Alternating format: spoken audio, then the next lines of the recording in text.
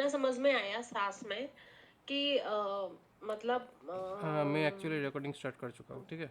Okay okay ठीक है। अ, तो यहाँ पे हम्म जैसे ही हम लोग सैस यूज़ करेंगे, हम्म सैस स्लैंग ये बेसिकली है हम्म हम लोगों का एक अलग सा प्रोग्रामिंग लैंग्वेज, ठीक है। मतलब ये हम्म प्रोग्रामिंग लैंग्वेज बेसिकली बनाया गया है सीएसएस के ऊपर हम्म बेस हम्म करके। सीएसएस में हम्म मेनली क्या होता है, सीएसएस आपका क्या काम करता है, जो डिज़ाइन का स्टाइलिंग का। स्टाइलिंग, हम्म जो स्टाइलिंग हम लोग करते हैं। और ये हम्म जो सेस लैंग्वेज जो है, इस सेस लैंग्वेज को कंपाइल करना या मैनु मिक्सिंग करना, मैनु डेवलप करने के लिए अलग अलग प्रोग्रामिंग हम्म लैंग्वेज के ऊपर बेस करके इसका जो लाइब्रेरी है वो दिया हुआ है, ठीक है। तो बेसिकली हम्म। ये जो सैस है, ये अलग अलग टाइप का सैस हम लोगों को मिल जाता है अलग अलग सेक्शंस में, मतलब अलग अच्छा, अलग। ये सब सास लाइब्रेरी है आप जो मुझे दिखा रहे हैं? ये एक्चुअली, ये हाँ, ये सैस ओके। सैस जो है वो एक्चुअली लैंग्वेज है। और हाँ ये सैस जो कंपाइलर जो है, मतलब बेसिकली ये सैस हम्म कंपाइलर है। लाइब्रेरी नहीं बोल सकते हम्म इसको, एक्चुअली कंपाइलर हम्म बोल सकते हैं, क्योंकि हम लोगों को हम्म नॉर्मल सीएसएस का जो आउटपुट चाहिए वो आउटपुट हम्म आएगा इसी लाइब्रेरी का जो सोर्स है। सोर्स मतलब सोर्स हम्म फाइल हम लोग सैस में लिखेंगे, मतलब जो भी चीज़ें हम लिखेंगे सैस में, वो हम्म कंपाइल होगा सैस कंपाइलर से। और जो हम्म आउटपुट आएगा वो सीएसएस में आउटपुट आएगा। बेसिकली इसमें हम्म क्या होता है, कभी कभी हम लोगों को कुछ वेबसाइट दिखता है जहाँ पे हम लोग हम्म डायनेमिकली कुछ इनपुट देकर, विजुअली कुछ इनपुट देकर उसमें हम्म कलर चेंजेस करना हो या डिज़ाइन का हम्म चेंजेस करना हो, जैसे हम लोग करेंगे उसी हिसाब से हम्म सैस में पूरा चीज़ सेट होगा। और उसके हम्म बाद जाके वो सीएसएस में कंपाइल होकर गिरेगा, मतलब एक स्पेसिफिक पाथ पे। तो इसीलिए क्या ओके। है, हम लोगों के पास तो बहुत सारा सर्वर साइड लैंग्वेजेस है जो एक्चुअली हम्म सर्वर में काम करता है। तो यहाँ पे हम्म हर एक सर्वर साइड लैंग्वेज के स्पेसिफिक यहाँ पे सैस कंपाइलर है जो हम्म दिया हुआ है। जिससे हम्म क्या होता है, हम लोगों का जो सैस सैस लैंग्वेज एक्चुअली करते क्या है, हम लोग आगे पहले लास्ट दिन सैस के बारे में जब पढ़े थे, तो उस टाइम पे हम्म हम लोग सैस का थोड़ा बहुत हम लोगों को ये सैस बेसिक्स हम्म ऑनलाइन में हम्म। मतलब एक ही पेज के अंदर कैसे छोटा सा, रेंडर होता है सीएसएस में? मतलब कैसे यहाँ से कोड लिखते हो तो वहां से कैसे रेंडर हो थोड़ा सा जाता है वो? थोड़ा सा यहाँ पे दे दिया था। लेकिन हाँ। अगर एक एक्चुअल डॉक्यूमेंटेशन पे जाते हैं तो यहाँ पे और भी हम्म बहुत सारा कुछ यहाँ पे है।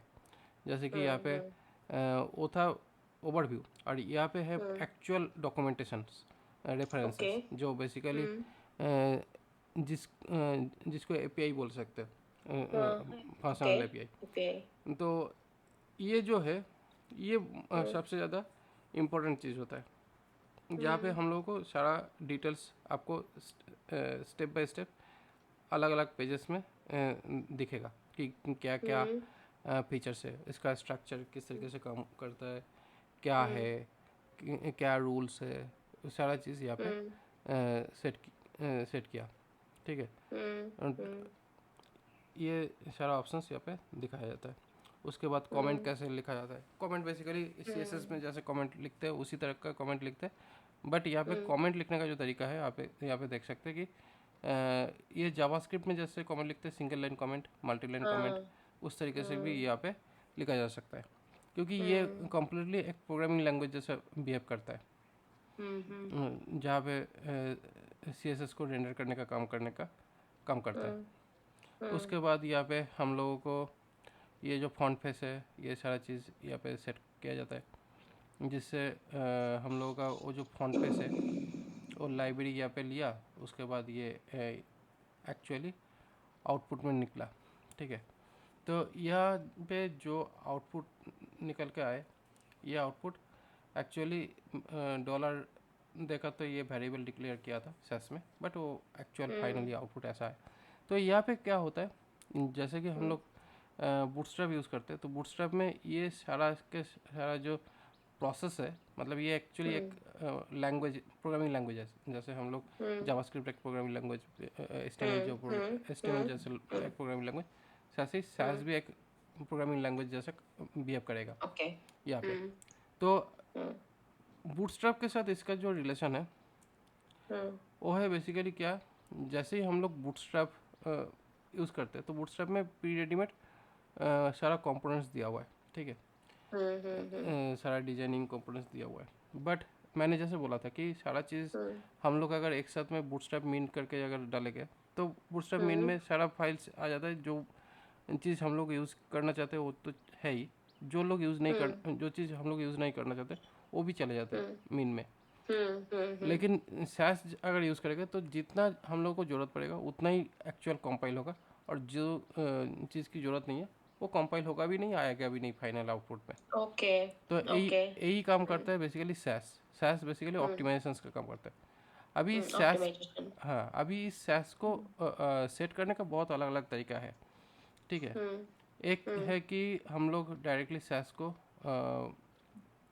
मतलब डायरेक्टली इंस्टॉल करके काम कर सकते हैं। तो मोस्टली हम्म क्या होता है, सैस को लेकर अगर हम लोग को काम करना है तो सैस का जो सेटअप है कुछ अलग हम्म तरीके से सेटअप होता है। तो लास्ट दिन हम लोग जो हम्म सेटअप किए थे हम्म उस सेटअप से थोड़ा सा डिफरेंट होगा आज का सेटअप, हम्म हम्म क्योंकि लास्ट दिन हम लोग सिर्फ सिंपल सा एक लर्निंग फेज में थे, जहाँ पे हम लोग हम्म इस सोर्स फोल्डर में लिख रहे थे और उसका हम्म कंपाइलेशन करके डाल रहे थे। अभी हम्म अभी का जो प्रोसेस है ये थोड़ा सा अलग हो सकता है। किस तरह का अलग होगा, यहाँ पे सेटअप बहुत सारा हो सकता है। तो पहला चीज़ यही हम्म। है कि हम लोगों को नोट जेस पहले होना चाहिए, हाँ, ठीक है। वो तो होना चाहिए, हाँ। पहले नोट जेस होना चाहिए। तो नोट जेस अगर हम्म होगा उसके बाद हम्म हम लोग यहाँ पे एक बिल्डर टूल यूज़ कर सकते हैं, ठीक है। सैस को यूज़ करने के लिए यहाँ पे पार्सल हो सकता है। बिल्डर।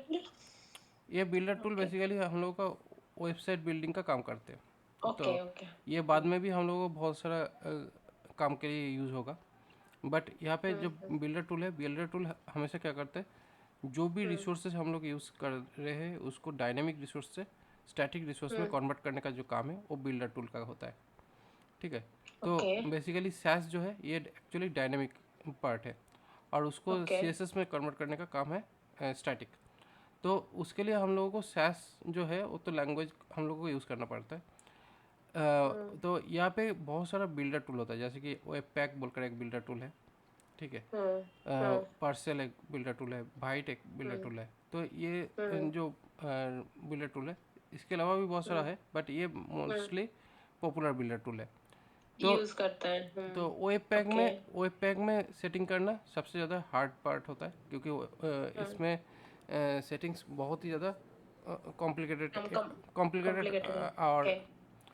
मतलब इसमें थोड़ा सा दिक्कत, सेटिंग में थोड़ा सा दिक्कत आता है। तो हम्म इसीलिए सबसे आसान और सबसे लो कैपेसिटी में अगर हम लोग काम करें तो ये पार्सल वाला जो सेटअप है इसको यूज़ कर सकते हम्म हैं।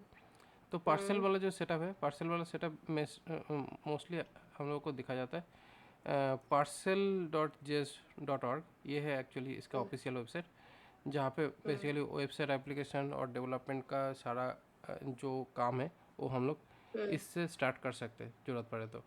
क्योंकि यहाँ हम्म से हम लोग अपना थर्ड पार्टी अगर कोई भी नॉलेजेस या कोई भी लाइब्रेरी, कुछ भी डॉक्यूमेंटेशन के लिए कुछ भी चीज़ अगर बनाना चाहते हैं तो ऐसे हम लोगों को बिल्डर टूल ज़रूरत पड़ता है, जब हम हम्म लोग फ्रंट एंड के लिए कोई भी फ्रेमवर्क डिज़ाइन करते हैं या डेवलप करते हैं। हम्म हम्म तो पार्सल जेस जो है ये बिल्कुल जीरो स्किल सेट लगता है, मतलब जीरो मतलब ऑलमोस्ट जीरो, एकदम जीरो नहीं बोलूँगा।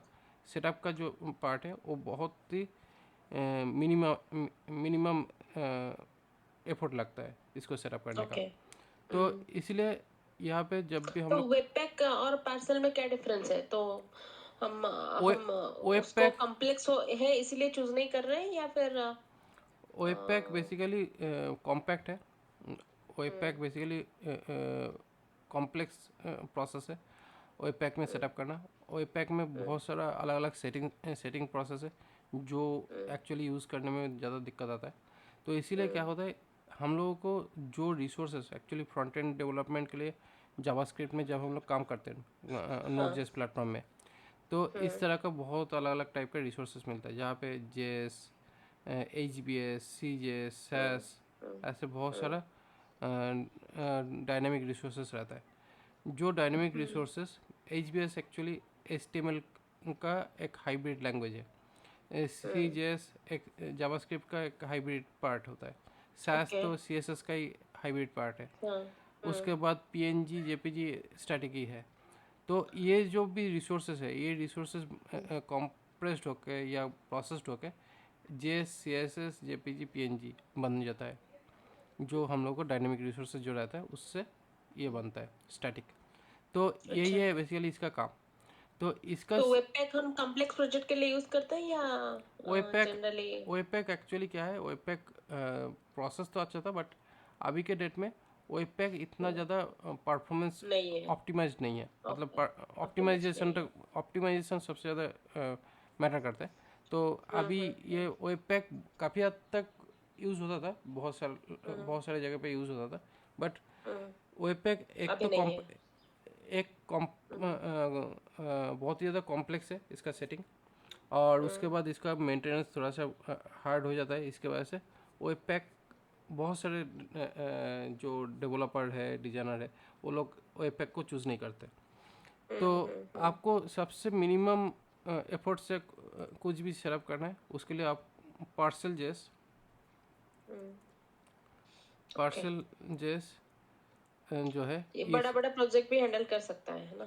हाँ, बड़ा छोटा सारा प्रोजेक्ट हैंडल हो जाता है। तो पार्सल जैसे यहाँ पे यूज़ किया जा सकता है। ओके। हम लोगों का डायनेमिक एप्लीकेशंस बिल्ड करने के लिए, front end back and okay. जो भी हम लोग चाहते हैं। और ये एक्चुअली क्या है, ये भी अच्छा है बट इसमें भी थोड़ा सा दिक्कत है कि इसका रिसोर्सेज जो है ये थोड़ा सा ज़्यादा हाई हो जाता है। क्योंकि इसमें क्या है, हम ओके। लोगों को खुद से ज़्यादा कुछ सेटिंग करने की ज़रूरत नहीं पड़ता है। जहाँ पे यहाँ पे बोल ही दिया है कि zero configuration tool, zero configuration build tool. तो इसीलिए जीरो कॉन्फ़िगरेशन बिल्ड टूल होने की वजह से यहाँ पे कॉन्फ़िगरेशन का जो पार्ट है ये बहुत ही लेस होता है। तो इसी की वजह से क्या है, इसका जो डेवलपमेंट एनवायरनमेंट जो लोड होता है ये थोड़ा सा ज़्यादा बड़ा हो जाता है, और इसका थोड़ा सा ऑप्टिमाइजेशन परफॉर्मेंस में प्रॉब्लम दिख सकता है। इसमें होता है। ओके। इसके तो फिर उसको वजह से कैसे सॉल्व करें? इसके वजह से इसका रिप्लेसमेंट में दूसरा ओके। मार्केट में आया है जिसका नाम है भाइट डॉट ओके। डेव। ये हाँ अभी हाँ के हाँ। डेट में सबसे ज़्यादा पॉपुलर बिल्ड टूल है। ओके। और ये अभी के डेट में जितने भी फ्रंट एंड डेवलपमेंट में जो भी फ्रेमवर्क देखते हैं, जैसे कि angular, react, view, what ever, जो भी फ्रेमवर्क है, सारे फ्रेमवर्क इस पर्टिकुलर बिल्ड टूल को यूज़ कर रहा है। ठीक है, तो इस बिल्ड टूल के पीछे भी और एक बिल्ड टूल है जिसको मिला के ये टूल बना है। तो इसका नाम अभी भाइट है। तो ये काफ़ी ज़्यादा यूज़ होता है बट इसका भी थोड़ा बहुत कॉन्फ़िगरेशन की ज़रूरत पड़ता है। लेकिन ये बहुत ज़्यादा लाइट वेट और फास्ट प्रोसेस एंड एग्जीक्यूट करता है। लेकिन ये थोड़ा सा स्लो करता है, लेकिन इसका कॉन्फ़िगरेशन बहुत ज़्यादा अच्छा है। मतलब कोई कॉन्फ़िगरेशन करने की ज़रूरत नहीं है। तो इसका जो सेटअप है, इसका सेटअप यहाँ पे भी जाकर देख सकते हैं, और यहाँ पे भी हम लोग को सेटअप ऑलरेडी दे दिया है कैसे करना है। तो यहाँ पे पहले क्या करना है, पहले हम लोग को एक प्रोजेक्ट फोल्डर क्रिएट करना है। तो यहाँ पे मैंने एक प्रोजेक्ट फोल्डर क्रिएट कर लेता हूँ, क्लास 7 बोलकर एक क्लास किया। तो जैसे ही हम लोगों को यहाँ पे हो गया है, तो उसके बाद यहाँ पे npm पैकेज को सेट करना होगा। तो इसलिए इस पर्टिकुलर फोल्डर में पैकेज डॉट जेसन को क्रिएट करना पड़ेगा। तो इसलिए npm init -y करके इस पैकेज डॉट जेसन एक फोल्डर इनिशियलाइज फाइल, किए। इनिशियलाइज हाँ, किए। एक फाइल यहाँ पे सेट हुआ है, और क्रिएट हो। डक्कर के कमांड के साथ मैच कर रहा है टेराफॉर्म का। वे मैं तभी पढ़ी थी ना, तो उसके साथ मैच कर रहा है। हाँ, बोलिए आप। टेराफॉर्म जो है वो अलग चीज़ है, ये अलग चीज़ है। अलग चीज है, हाँ। टेराफॉर्म नहीं, बस मैं बोली कि मैच कर रहा है। टेराफॉर्म से तो हम आर्किटेक्चर बनाते हैं, मतलब बनाते हैं, है ना? नहीं, आप टेराफॉर्म शायद फैमिलियर हो टेराफॉर्म। हाँ, टेराफॉर्म पता है ना? हाँ, ओके। मैं फैमिलियर हूँ। टेराफॉर्म बेसिकली क्या करता है, टेराफॉर्म आपका जो सॉफ्टवेयर है उसको डिप्लॉय करने का ऑटोमेशन टूल है ना। तो टेराफॉर्म क्या करता है? मान लीजिए अमेज़न में आपको एक S3 बकेट चाहिए या फिर एक EC2 इंस्टेंस चाहिए। आप या और देन फिर एज़्योर में भी चाहिए तो आप टेराफॉर्म के द्वारा वो कोड लिख के आप उसको कंपाइल कर दोगे तो वो हाइब्रिड के लिए यूज होता है जनरली। जैसे बेसिकली जैसे कि क्या है वो हाँ, आपको मैं क्या बोल रहा हूँ, डिप्लॉयमेंट के हाँ, लिए यूज़ हो रहा है। बेसिकली आपका जो डेवलपमेंट के डिप्लॉयमेंट लिए। प्रोसेस जो है, जो आप मैनुअली करते थे, उसी को आप हम्म, ऑटोमेटेड वे में उसको सेट कर देते हो। जो इसके लिए आप एक फाइल में, मतलब एक हम्म, पर्टिकुलर जेसन फाइल हो सकता है या YML फाइल हो सकता है, उसके अंदर जाके आप कुछ लाइन बाय लाइन कुछ कोड्स लिख दोगे, जिस कोड को स्टेप बाय स्टेप पढ़ के जो जो काम करना था वो काम कर देते हैं। तो यही होता है बेसिकली ऑटोमेशन टूल का काम। मतलब बेसिकली टेराफॉर्म जो है एक ऑटोमेशन टूल है, सॉफ्ट आर्किटेक्ट बिल्ड करके सॉफ्टवेयर को डिप्लॉय करने का। तो या, जो मैनुअली काम करते हैं उसके लिए एक फाइल में स्टेप बाय स्टेप सारा लिखा हुआ रहता है। यहाँ पे जो चीज़ है ये थोड़ा सा अलग है।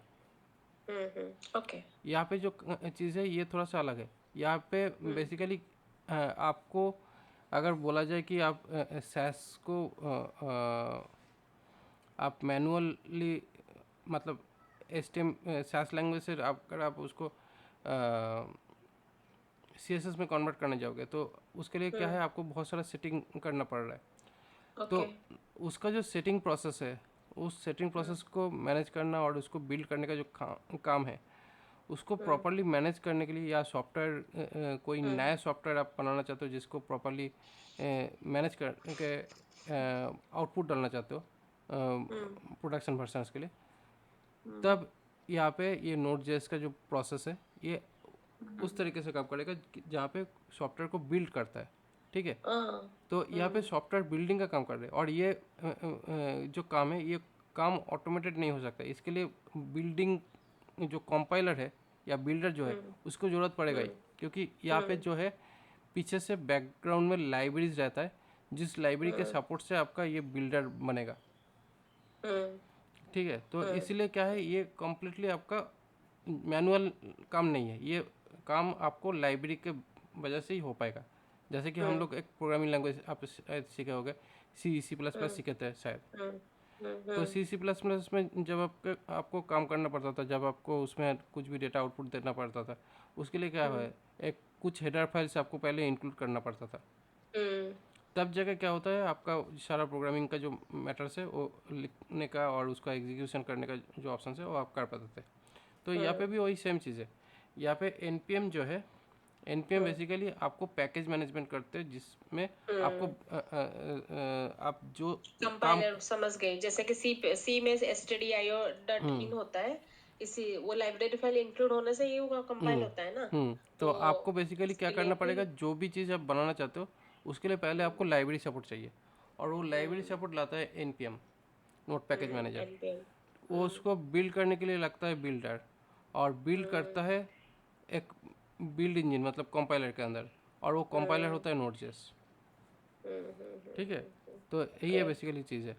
तो हम देखा जाए जो डायरेक्टली अगर बात करेंगे तो सास का कंपाइलर नोड डॉट जेसी है, मतलब ऐसा, नहीं, मतलब Node.js नहीं है। उसी के थ्रू ही कंपाइल होता है। बेसिकली क्या है, एक हाँ, सास जो है एक कॉन्सेप्ट है हाँ, जहाँ पे ये हाँ, डॉक्यूमेंटेशन लिख हाँ, दिया गया है। हाँ, अभी हाँ, इसको कौन कौन सी कंपैटिबिलिटी है वो तो आपने देखे थे ना, हाँ, यहाँ पे जैसे हाँ, मैं देखी थी, हाँ। जैसे यहाँ पे कहाँ पे इंस्टॉलेशन कौन सी जगह पे देख रहे थे ना कि कौन कौन सी प्लेटफॉर्म में हाँ। कंपैटिबिलिटी आ रहा था। तो बेसिकली क्या है, इसका बहुत अलग अलग टाइप का अ, मतलब रैपर है, बेसिकली इसको बोलते हैं रैपर। ठीक है, ओके। तो ओके। मतलब लैंग्वेज एक है, कॉन्सेप्ट एक है, बट उसको अलग अलग लैंग्वेज में उसको रैप किया गया है। या। ठीक है, बेसिकली ऐसा बहुत सारा कॉन्सेप्ट आपको जावास्क्रिप्ट में दिखता है। जैसे कि जावास्क्रिप्ट में एक ऑब्जर्वेबल कॉन्सेप्ट है, उसके बाद ग्राफ क्यूएल बोलकर एक कॉन्सेप्ट आया है। तो ऐसा बहुत सारा कॉन्सेप्ट है जो बेसिकली कॉन्सेप्ट एक है, बट उसके लिए लैंग्वेजेस जो है वो अलग अलग है। तो अगर आप उस कॉन्सेप्ट को एक बार समझ लेते हो, उसके बाद वही सेम कॉन्सेप्ट आपको आपके जो फेवरेट लैंग्वेज है उसके अंदर माइग्रेट हो जाता है वो सारा चीज़। ओके। ओके। तो इसीलिए इसको समझ। बोलते हैं कि एक लैंग्वेज है जो आपको अलग अलग लैंग्वेज के साथ रैप कर दिया जाता है कॉन्सेप्ट को। हम्म तो यही है बेसिकली पार्ट।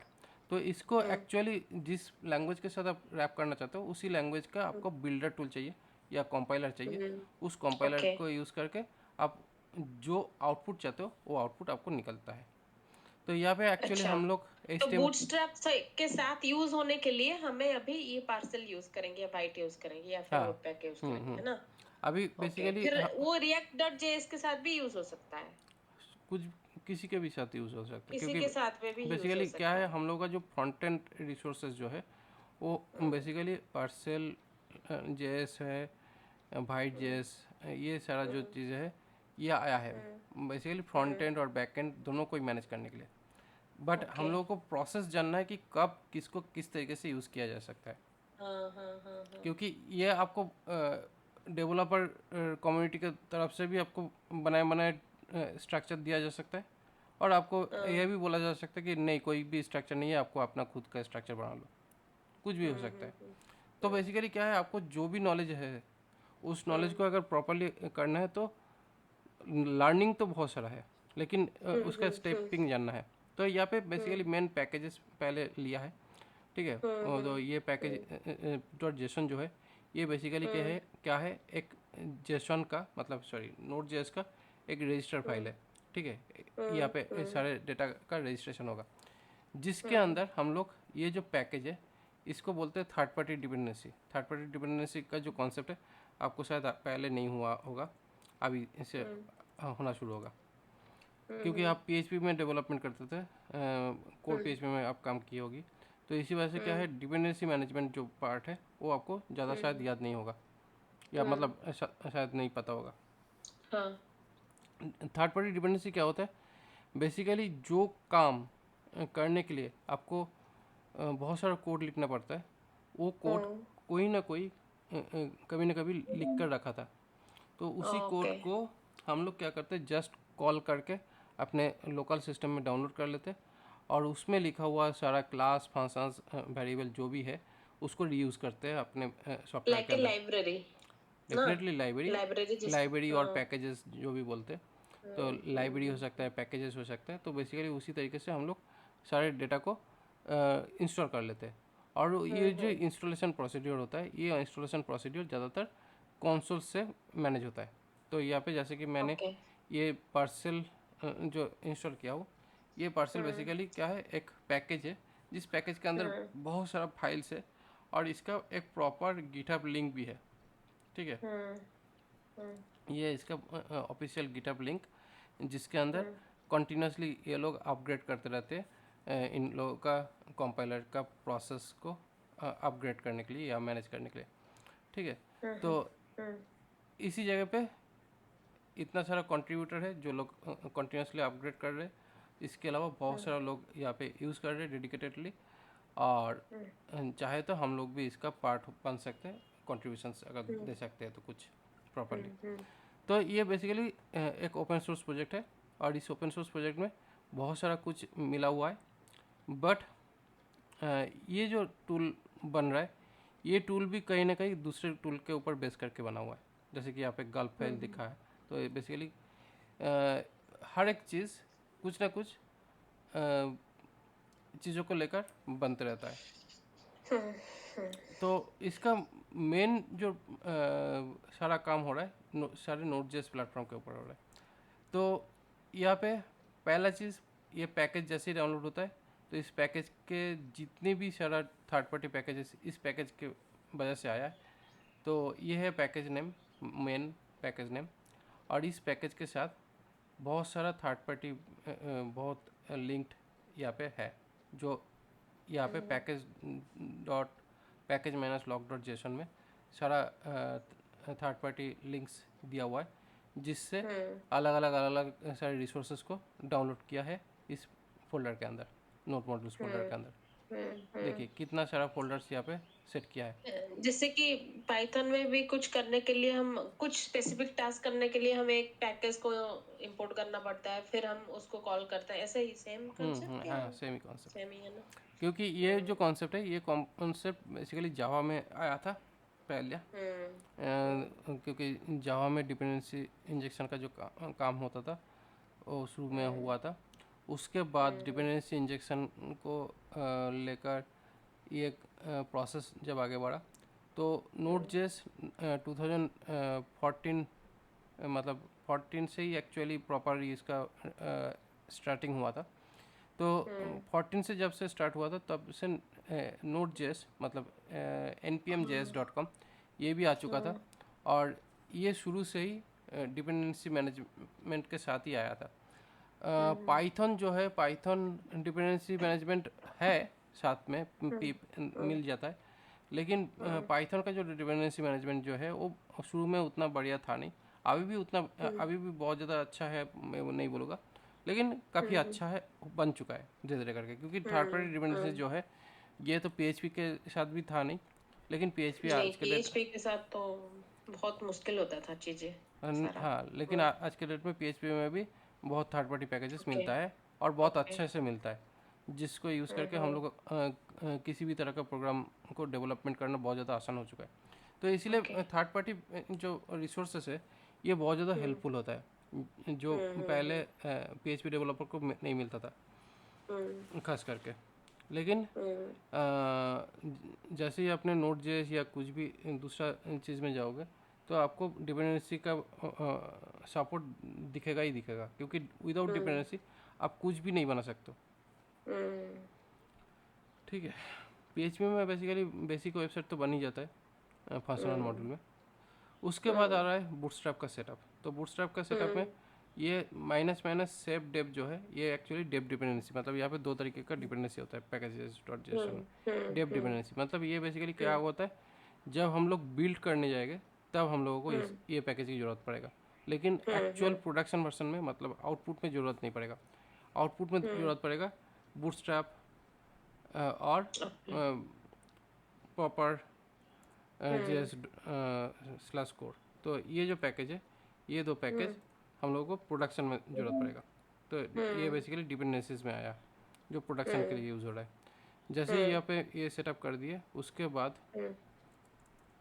आपको ये जो आ रहा है ये हो रहा है बेसिक सेटअप।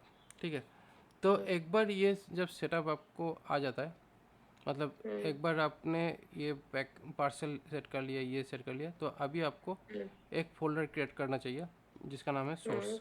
ठीक है, अभी इस सोर्स के अंदर आपने एक काम कर सकती हो, जो कि यहाँ पे इंडेक्स डॉट HTML करके आपने यहाँ पे ये पेज डाल दिया। ओके, ठीक है, ओके। Index dot HTML। उसके बाद यहाँ पे आपने आपका जो HTML पेज है, सिंपल HTML पेज अपने यहाँ पे डाल दिया। अभी डालने के बाद अभी इसमें काम कैसे आगे बढ़ेगा, इसका काम आगे बढ़ने के लिए अभी ये सेटअप हो चुका है। अभी सोर्स के अंदर एक है मैंने इंडेक्स डॉट HTML, उसके बाद JS and style dot CSS, तो ये दोनों फोल्डर को क्रिएट करने बोल रहा है। तो JS में बेसिकली जावास्क्रिप्ट का अपग्रेडेशन मॉडिफिकेशन आएगा, और SCSS में डेफिनेटली SCSS फाइल रहेगा। तो यहाँ पे जो फाइल है ये वाला, यहाँ पे क्या करेंगे, स्टाइल डॉट SCSS ये डालेंगे, जिससे क्या होगा SCSS वाला जो कोड है वो डायरेक्टली लिख पाएंगे। उसके बाद यहाँ पे मेन डॉट JS जहाँ पे JS फाइल को कॉल करेंगे। तो ये जो दोनों फाइल है, इस दोनों फाइल को हम लोग डायरेक्टली सेटअप करेंगे इस जगह पे। यहाँ पे जाएंगे, यहाँ पे लिंक में जाके यहाँ पे जो स्टाइल डॉट CSS जो है इसको किस तरीके से लिंक करेंगे, इसको लिंक करेंगे इस तरीके से। ठीक है, तो ये हुआ इसका, और उसके बाद यहाँ पे स्क्रिप्ट टैग के अंदर हम लोग अटैच करेंगे मेन डॉट JS, ये दोनों फाइल को अटैच करेंगे, तब जाकर हम लोग का बूटस्ट्रैप का जो डिज़ाइनिंग है उसको इम्प्लीमेंट करेंगे। तो इसके लिए ये सेटअप है, और उसके बाद ये है थोड़ा सा कॉन्फ़िगरेशन जो अभी हम लोग किए हैं। तो ये बेसिकली JS CSS फोल्डर से CSS लिया, जेस फोल्डर से जेस लिया, लेने के बाद अभी फिर यहाँ पे एक डिजाइन बना के दिखा रहा है, ठीक है। तो एक्चुअली यहाँ पे इस तरीके से सेटअप करने का ऑप्शन दिखाया, बट मैंने यहाँ पे इस तरीके से दिखाया क्योंकि ये एक्चुअली थोड़ा सा जावास्क्रिप्ट का प्रोसेस है। जब मैंने जावास्क्रिप्ट पढ़ाएगा तब इसको और भी आगे इससे बात करेंगे। बेसिकली क्या होता है, जावास्क्रिप्ट फाइल हमेशा बॉडी टैग एंड होने से पहले स्टार्ट यूज़ करना चाहिए, और स्टाइल जो टैग है वो हेडर के अंदर होना चाहिए। ये है एक्चुअल प्रोसेस। तो ये जो चीज़ है इसको हम लोग यहाँ पे डाल सकते हैं, और ये जो डाला हुआ जो चीज़ है ये एक्चुअली बूटस्ट्रैप में आता है, ठीक है। ये सारा क्लासेस बूटस्ट्रैप से आएगा। तो अभी इसका जो सेटिंग है कैसा होगा, इसका जो सेटिंग है, इसमें सेटिंग में सोर्स करके यहाँ पे लिखा जाता है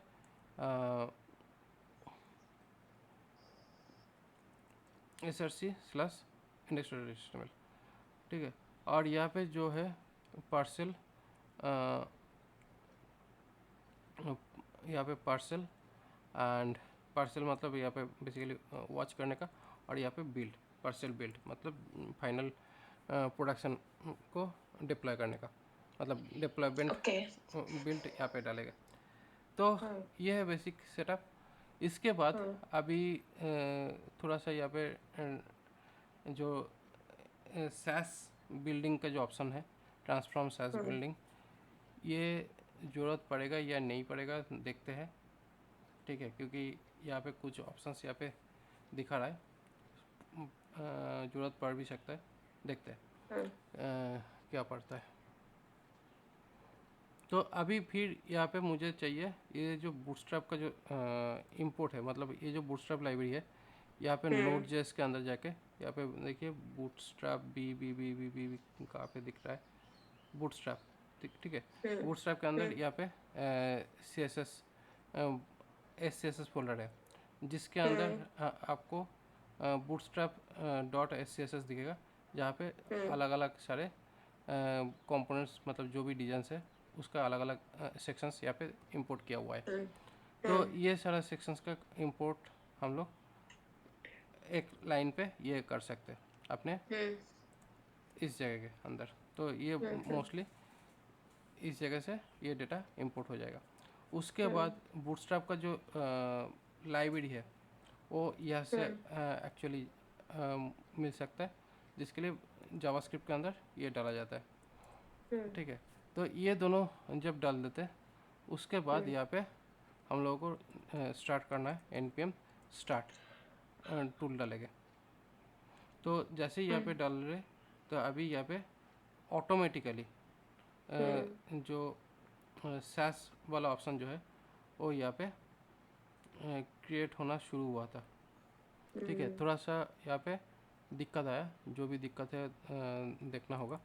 पहले ये हटाते हैं, इसके बाद ये हटाते हैं, और एक बार ट्राई करके देखते हैं क्या प्रॉब्लम है। अच्छा, यहाँ पे एक्चुअली ये स्क्रिप्ट टैग के अंदर ये डालने बोला, टाइप मॉड्यूल, जो डालने से हम लोगों का जो प्रॉब्लम है ये सॉल्व हो जाता है। तो जैसे ही यहाँ पे ये प्रॉब्लम सॉल्व हुआ, तो लोकल होस्ट 1234 में हम लोगों का एक आउटपुट दिखता है। लोकल होस्ट 1234 करके हम लोगों को देखिए बूटस्ट्रैप के सपोर्ट के साथ पूरा जिस्ट निकल के आ गया है, ठीक है। तो इसीलिए यहाँ पे इसका जो आउटपुट अगर व्यू सोर्स में जाएगा, तो व्यू सोर्स में जाकर दिखेगा कि यहाँ पे बूटस्ट्रैप फाइल का डेटा एक्चुअल नहीं दिख रहा है। यहाँ पे दिख रहा है कि एक कंपाइल फाइल जो इस तरीके से प्रोडक्शन में आ रहा है, ठीक है। तो जितने भी क्लासेस जो भी चीज़ें था वो सारा चीज़ें एक साथ में यहाँ पे और यहाँ पे आ चुका है। अभी हम लोगों को यहाँ पे अभी अगर कुछ मॉडिफिकेशंस करना है तब जाकर हम लोग मॉडिफिकेशंस का काम कर सकते हैं। तो मॉडिफिकेशंस के लिए जो भी काम है, जैसे बाय डिफ़ॉल्ट हम लोगों को ये दिखना था, तो यहाँ पे देखिए मोस्टली ज़्यादा कुछ सेटअप करने की ज़रूरत पड़ा नहीं। क्या क्या सेटअप किया, जस्ट पैकेज डॉट जेसन को क्रिएट किया उसके बाद यहाँ पे ये सेटअप हुआ।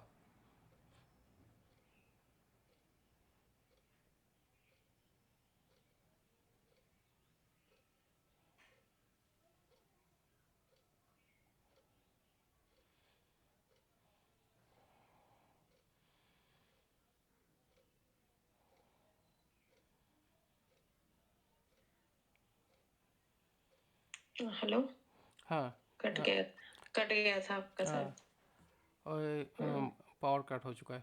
अब यार दिखाई दे रहा है मेरा स्क्रीन? हाँ हाँ हाँ हाँ, दिखाई दे रहा है। ओके, तो यहाँ पे ये सारा पैकेजेस इंस्टॉल हो जाने के बाद यहाँ पे ऑलमोस्ट सेटअप हम लोग को दिखाई दे रहा है। अभी हम लोग को काम कैसे करना है? अभी काम करने के लिए यहाँ पे बूटस्ट्रैप में जाते हैं। तो बूटस्ट्रैप में जाने के बाद अभी यहाँ पे कस्टमाइजेशन ऑप्शन आ गया, जहाँ पे सैस का कस्टमाइजेशन है। ठीक है, अभी सैस का कस्टमाइजेशन में जाके सैस का जो सेटअप चाहिए था यहाँ पे ऑलरेडी है। इसके अलावा भी यहाँ पे और एक सेटअप ऑप्शन यहाँ पे भी दिखा रहा है कि कैसे सेटअप कर सकते हैं। एक पहला सेटअप जो है कुछ इस तरीके से हम लोग कर सकते हैं, जो ऑलरेडी किया हुआ है। ठीक है, एक सेटअप इस तरीके से हो सकता है, जो ऑलरेडी यहाँ पे हम लोग कर चुके हैं।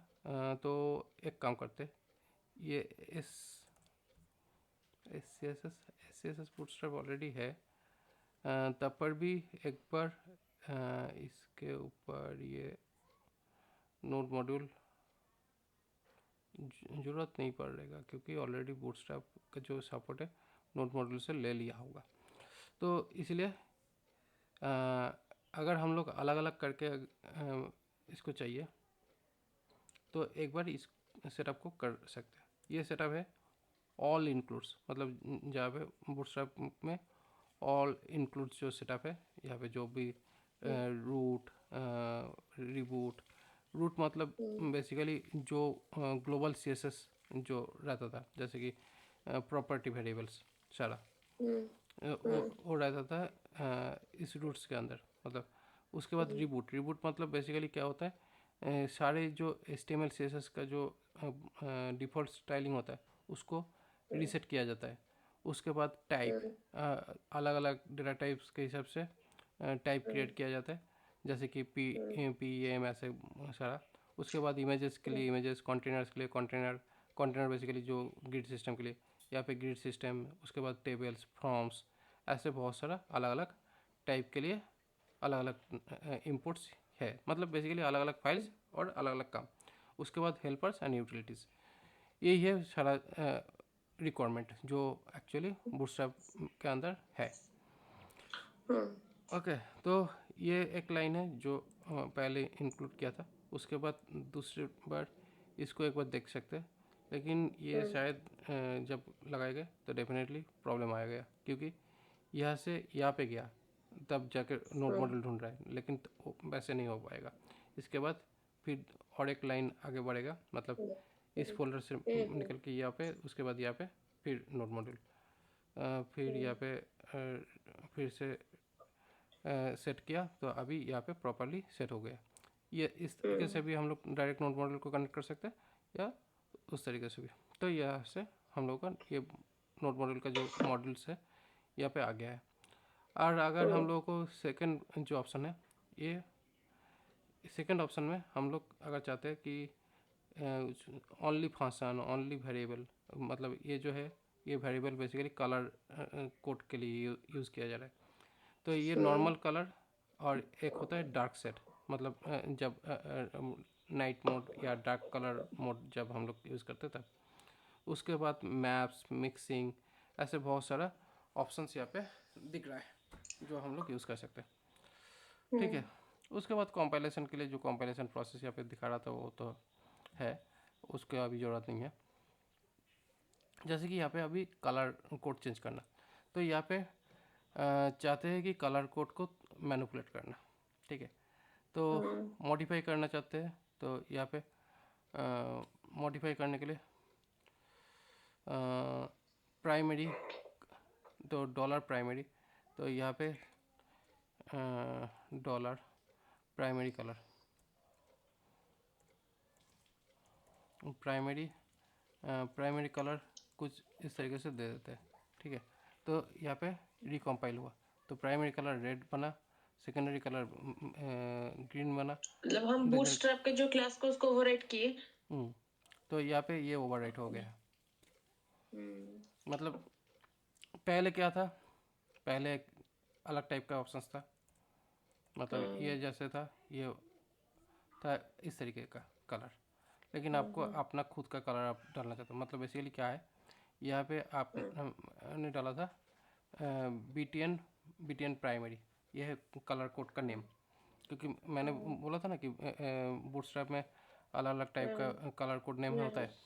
तो यहाँ पे उसी हिसाब से यहाँ पे कलर कोड नेम इसके पहले डाला। क्यों? क्योंकि इसके पहले डाल के तभी जाके इसमें जो इन्फॉर्मेशन है, क्योंकि ये वेरिएबल तो यहाँ पे जाके रिएक्ट होने वाला है, तो इसीलिए यहाँ पे वेरिएबल दिया। और इस वेरिएबल को अपने हिसाब से जो भी कलर चाहते थे उस कलर कोड में हम लोग इसको सेट कर सकते हैं, जो कलर हम लोग को अच्छा लगता है थीम के कलर के हिसाब से। तो ये डाल दिया, तो ये बिल्ड हुआ, बस यहाँ पे वो कलर कोड आ गया है। ठीक है, तो इसी तरीके से हम लोग अपना जो कलर पैटर्न जो है वो हम लोग यहाँ पे लगा सकते हैं। तो यहाँ पे एक कलर पैटर्न जो है, यहाँ पे रिमूव कलर थीम, मतलब यहाँ पे कलर थीम करके यहाँ पे थीम मैनेज कर सकते हैं। कस्टम कलर, अच्छा यहाँ पे एक ऑप्शन यहाँ पे है कस्टम कलर, मतलब हम लोगों का जो थीम कलर है, थीम कलर के साथ हम लोग अपना कस्टम कलर भी यूज़ कर सकते हैं, जिसका नाम होगा कस्टम। ओके, जो एक्स्ट्रा एडिशनल प्रॉपर्टी के हिसाब से ये ऐड हो सकता है। तो यहाँ पे कस्टम एलिमेंट, जैसे यहाँ पे एलिमेंट हम लोग यूज़ कर सकते हैं। तो यहाँ पे मॉडिफिकेशन करने का बहुत सारा ऑप्शंस यहाँ पे मिल रहा है। ठीक है, उसके बाद यहाँ पे फंक्शन बोलकर एक एनोटेशन है, जिसमें हम लोग फंक्शन कलर टिंट, जहाँ पे कलर और कलर का साथ थोड़ा सा मिक्सअप करके एक कस्टम कलर बना सकते हैं। ठीक है, तो इस तरीके से अलग अलग फंक्शनलिटी यहाँ पे दिया हुआ है हम लोग अपना डिज़ाइन को अपग्रेड करने के लिए। ओके, तो पूरा कस्टमाइजेबल हो सकता है बूटस्ट्रैप सास से देन? हाँ, क्योंकि सास में जो भी चीज़ें हम लोगों को दिखाई दे रहा है, सास में एक्चुअली जो भी चीज़ें हम लोगों को यहाँ पे दिख रहा है, वो सारा चीज़ लिखा हुआ है सास में। तो सास में लिखने के वजह से क्या हुआ, सास में जो भी कंपोनेंट्स, जो भी चीज़ें हम लोग मॉडिफाई करना चाहते हैं उसको प्रॉपरली मॉडिफाई कर सकते हैं। क्योंकि यहाँ पे आपको कुछ भी आप देखें, उसका हाइट वेट कुछ भी अगर चेंज करना है, उसका एक प्रॉपर सास लाइब्रेरी भी यहाँ पे दिया है, सास डॉक्यूमेंटेशन। ठीक है, जो कलर जो नम मतलब जो वेरिएबल नेम आप देख रहे हैं, ठीक है, तो ये है आपका वेरिएबल का इंफॉर्मेशन, फॉन्ट वेरिएबल, जहाँ पे डिस्प्ले 1, डिस्प्ले 2, डिस्प्ले 3, उसका साइजिंग यहाँ पे दिया हुआ है। उसके बाद क्या फॉन्ट फैमिली यूज़ करना है, किस तरीके से दिखाना है। अगर आप ये जो डॉक्यूमेंटेशन है इसको जस्ट आप इस पर्टिकुलर अल्टीमेट आउटपुट के ऊपर अगर ये डाल देते हैं आप, तो क्या होगा, इसके साथ कंपाइल होकर ये दिख जाएगा। तो इसी तरीके से ये आपका मॉडिफिकेशंस बनेगा। ठीक है, तो इससे और इससे क्या होता है, आपका अगर ये सर्च वेरिएबल का अगर वेरिएबल्स कलर चाहते हैं, तो यहाँ पे अलग फाइल के लिए VARIABLES.SCSS ऐसे अगर डालना चाहते हैं, तो ये जो कलर कोड जो है इसको यहाँ से कट करके आप इसमें डाल लो। डालने के बाद यहाँ पे import करके आपको करना क्या है, करेंटली वेरिएबल के साथ कनेक्ट करना है। तो यहाँ पे आप वेरिएबल के साथ कनेक्ट करिए, तो आपका ये जो डिज़ाइन है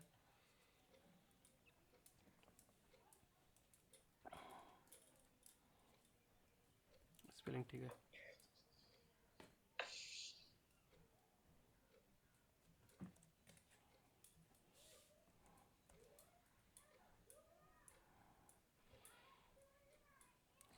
अच्छा, यहाँ पे एक चीज़ दिखाई दे रहा है कि यहाँ पे लाइन हाइट जो है अनडिफाइंड वेरिएबल बोल रहा है। तो लाइन अच्छा, ये वाला एक्चुअली ये वाला जो है ये अनडिफाइंड वेरिएबल है, इसका कोई हाइट मेंशन किया हुआ नहीं है कहीं पे। तो यहाँ पे जब ये इसको कर रहे तो इसको यहाँ पे मेंशन करेंगे डॉलर डाल के। जैसे यहाँ पे मेंशन दिया उसके बाद सेव तो किए, फिर से एक बार बंद करके फिर स्टार्ट करते हैं, देखते हैं कंपाइलेशन में कोई दिक्कत है या नहीं। नहीं, अभी हो चुका है। तो ये हो गया, ठीक है, आउटपुट। अभी यहाँ पे डिस्प्ले टैग को देखते हैं। तो यहाँ पे क्लास DISPLAY डिस्प्ले जैसे 4 देते हैं। तो यहाँ पे डिस्प्ले 4 देने से थोड़ा सा स्टाइलिंग पतला हो गया है, ठीक है। तो ये हुआ। उसके बाद अगर हम लोगों को कोई कलर फॉन्ट स्टाइलिंग डालना है तो यहाँ पे कस्टम फॉन्ट के लिए FO nt font.google.com यहाँ पे जाके हम लोग कोई कलर कस्टम फॉन्ट डालते हैं।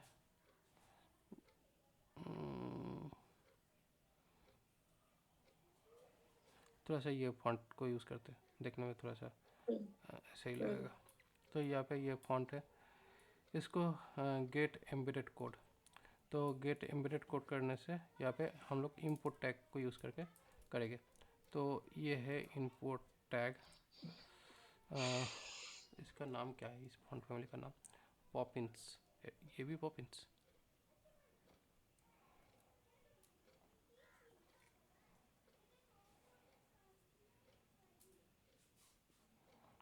नहीं शायद लास्ट दिन जो हम लोग ऐड किए थे पॉपिंस वही यहाँ पे है।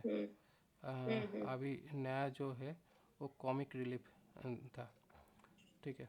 तो यहाँ पे एक्चुअली जितने हम लोग ऐड करेंगे बेसिकली क्या है, यहाँ पे जैसे ही हम लोग कुछ भी फॉन्ट चूज़ करते हैं, जैसे यहाँ पे फॉन्ट फैमिली सिलेक्टेड वन, यहाँ पे जाके हम लोग जो दूसरा अगर फॉन्ट लेते ओपन सन, इसको भी गेट करते तो यहाँ पे 2 फॉन्ट यहाँ पे चला जाता है। ऐसे करके मल्टीपल टाइप का फॉन्ट्स हम लोग एक ही साथ में ऐड कर सकते हैं।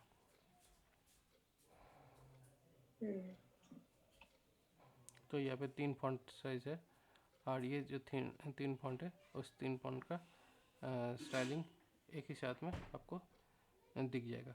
एक कॉमिक रिलीफ, दूसरा ओपन सन एंड दूसरा ऑसवाल्ट, ऐसे है। तो ये जो कोड है इसी कोड को हम लोग यूज़ करेंगे। तो पहले इसको डायरेक्टली वेब लिंक से यूज़ कर रहे तो इसीलिए पहले यहाँ पे इंपुट डाल दिया। डालने के बाद फिर यहाँ पे जो फॉन्ट स्टाइलिंग जो था, तो यहाँ पे फॉन्ट स्टाइलिंग फॉन्ट फैमिली ये कॉमिक रिलीफ ये डालेंगे। कॉमिक रिलीफ ये डाल दिया। Okay, font weight 300, font style normal,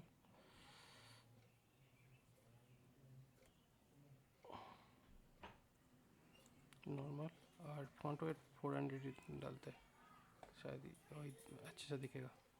तो यहाँ पे ये फॉन्ट स्टाइल 400 और 700 है, तो इसलिए अगर 300 देते तो शायद नहीं दिखता।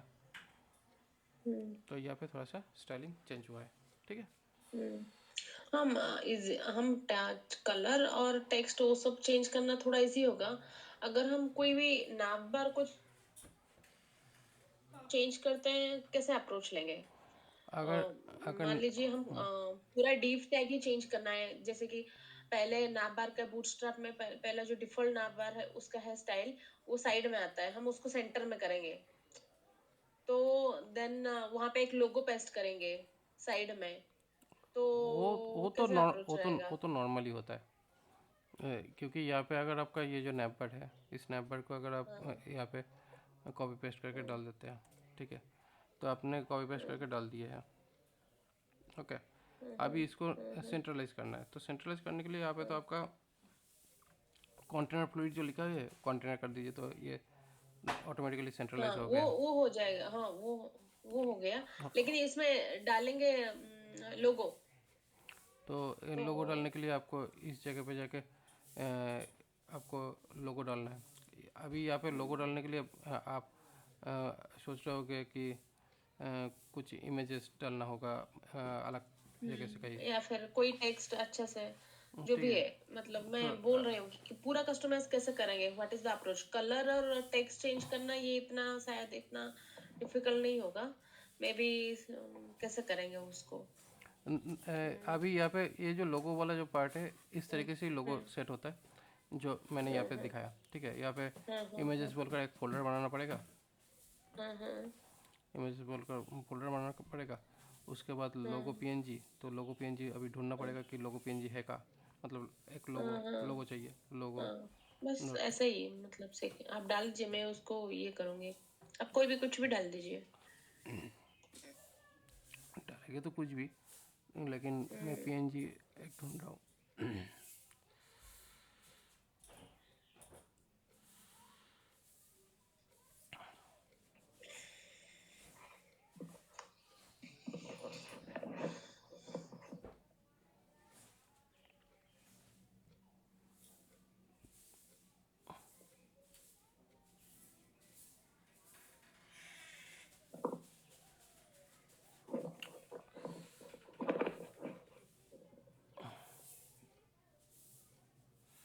ठीक है, यहाँ पे एसवीजी फाइल डाल दिया। हम्म, एसवीजी फाइल से भी काम चल जाएगा। तो यहाँ पे एसवीजी डाला, तो ये एसवीजी जो होता है, ये एक्चुअली हम लोगों को एक कोड भी दिख जाता है इस एसवीजी फाइल का। अच्छा। तो यहाँ पे BIRD bird dot S P G, तो यही bird dot S P G यहाँ पे डालना चाहते हैं। तो ये इमेजेस में BIRD bird dot S P G. Hello, बोलिए। हाँ, बोल रहा हूँ।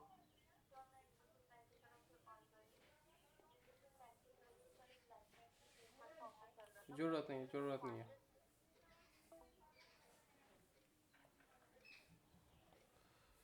हेलो,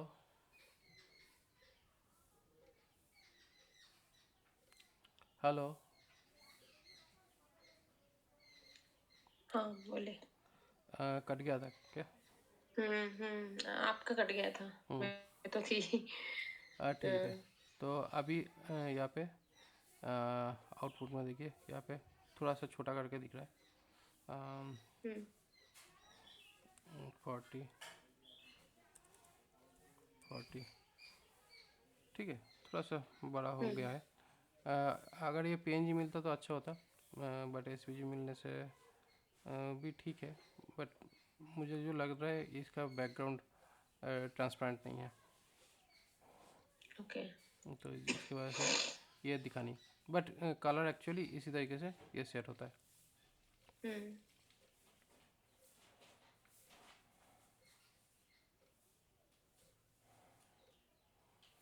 ठीक है, तो हम्म, ये है बेसिकली सेटअप करने का ऑप्शन। उसके बाद यहाँ पे हम लोग अपना माई वेबसाइट ऐसे लिखा।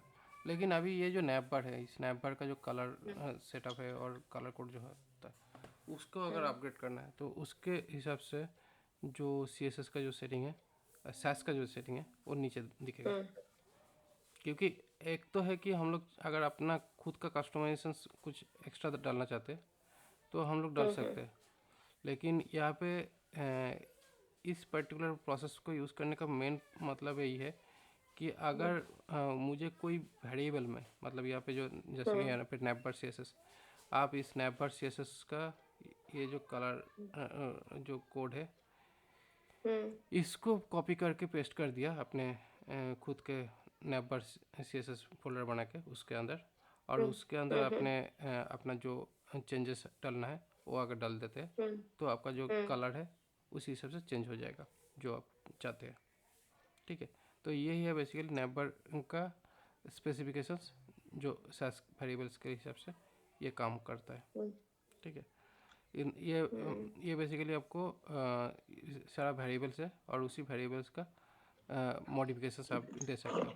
अच्छा, जैसे कि मैं समझी अभी, अगर हम डिफ़ॉल्ट नाभर इसका यूज़ करते हैं बूटस्ट्रैप, अगर कुछ चीज़ें हम ऐड कर सकते हैं, तो वो हमें अलग से कोड लिखना पड़ेगा, उसी में ही एंटर करना पड़ेगा, हाँ, राइट? बेसिकली क्या है, अगर हम्म, उसी हुँ, हाँ, आ- ओके।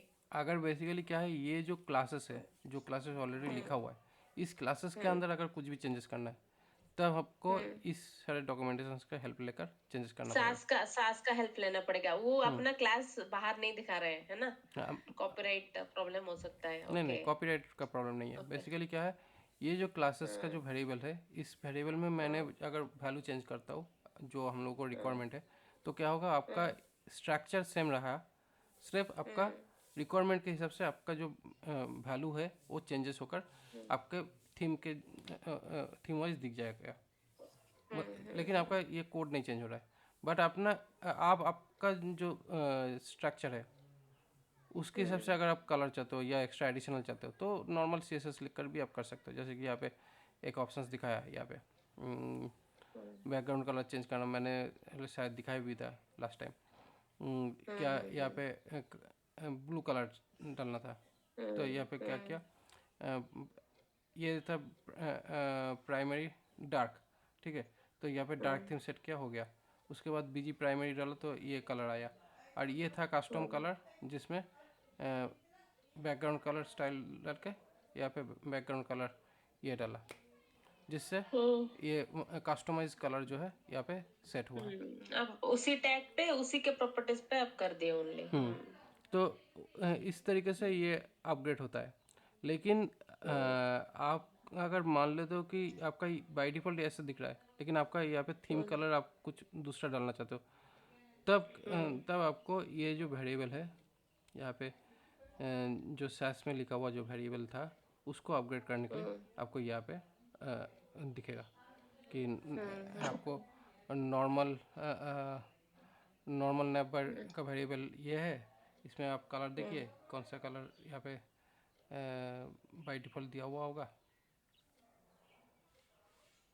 हुँ, ओके। ये है नेब लाइट कलर, मतलब नेविगेशन लाइट जो है वो इस तरीके से कलर ऑप्शंस है, जहाँ पे हुँ, नॉर्मल कलर ये है, हॉवर कलर एक होगा, एक्टिवेट कलर एक होगा, डिसेबल कलर एक होगा, आइकन होगा तो उसका कलर क्या होगा वो यहाँ पे बताया गया है। उसके बाद ब्रांड हुँ, कलर क्या होगा, हॉवर कलर क्या होगा, ये सारा कलर इन्फॉर्मेशन यहाँ पे दिया हुआ है। ठीक है, हुँ, उसके बाद यहाँ पे जब डार्क कलर में जब चेंज होता है तो डार्क पे कैसे काम करता है हुँ, वो यहाँ पे दिया हुआ है डार्क कलर में। हुँ। ठीक है, तो यही है बेसिकली चेंजेस जो हम लोग सैस को यूज़ करके कस्टमाइज कर सकते हैं इस तरीके से। और आप बोले जो सास को यूज करके हम अननेसेसरी क्लासेस जो को अननेस रिमूव कर सकते हैं फ्रॉम अननेस प्रोडक्शंस। हाँ, अननेसेसरी कोड तो ऑलरेडी रिमूव हो जाएगा जब हम लोग यहाँ पे एन पी एम रान BUILD बिल्ड करके जब प्रोडक्शन बिल्ड तो तैयार करेंगे, तो यहाँ पे थोड़ा सा ही रहेगा जितना ज़रूरत पड़ेगा। ओके। तो यहाँ पे और क्या बहुत यूज है इसका? बहुत कुछ मतलब आ रहा कोई है दिख रहा है, बट ऊप्स कॉन्सेप्ट में, या फिर फिर मैं फिर से एक बार करता हूँ। तो यहाँ पे इतना ही है। आ, और साथ में एक चीज़ है कि थोड़ा सा यहाँ पे सीएसएस में यूप्स कॉन्सेप्ट भी है या नहीं है? पेरेंट चाइल्ड इनहेरिटेंस वो सब सैस में है। सास में है। ओके, हम उसको यूज कर सकते हैं ना? कैसे यूज करेंगे? उसका सिनेरियो कैसा रहेगा? देखिए, जितना आपको एक्सपर्टीज होगा उतना ही आप कर पाओगे। तो मतलब वो उसको कैसे यूज करना है, वही पूछ रही हूँ मैं। आप बोले ना सास एक प्रोग्रामिंग लैंग्वेज है, हम्म, तो मुझे लगा कि इसमें तो उस कंसेप्ट होगा ही फिर तो, ऑब्जेक्ट ओरिएंटेड। तो फिर हम कैसे यूज करेंगे उसको, वही देखिए, थोड़ा सा बेसिकली मुझे क्वेश्चन बेसिकली था। यहाँ पे ये जो वेरिएबल्स है, इस वेरिएबल को यूज़ हम्म करके क्या कर रहा हूँ जो नेबर है उसी नेबर को यूज़ कर रहा हूँ। उसी नेबर का हम्म जो क्लास है हम्म जो एक्सपोर्ट हुआ है, उसी क्लास के हम्म ऊपर हम लोग कलर, उस मतलब जो जो प्रॉपर्टी वैल्यूज़ था उस पर्टिकुलर हम्म क्लासेस हम्म के अंदर, हम्म वो सारा हम्म प्रॉपर्टी वैल्यू हम्म यहाँ पे सेटअप करके हम लोग उसका चेंजेस कर रहे हैं। हम्म अभी हम्म ये भी तो एक ओवरराइटेड ऑप्शन है ओवरराइट करने का, ठीक है। हम्म और अगर यहाँ पे कुछ फंक्शन है, जैसे कि यहाँ पे हम्म ये जो एक ऑप्शन दिया हुआ है नंबर एक्सपेंडेड, हम्म यहाँ पे each hmm break point in map की, यहाँ पे जो ग्रिड पॉइंट है, ये ब्रेक पॉइंट बेसिकली हम्म क्या कर रहा है, ये एक्चुअली हम लोगों का अलग अलग स्क्रीन साइज में कैसे दिखेगा हम्म उसका एक ऑप्शंस यहाँ पे एज लूप यहाँ पे दिया है, हम्म ठीक है।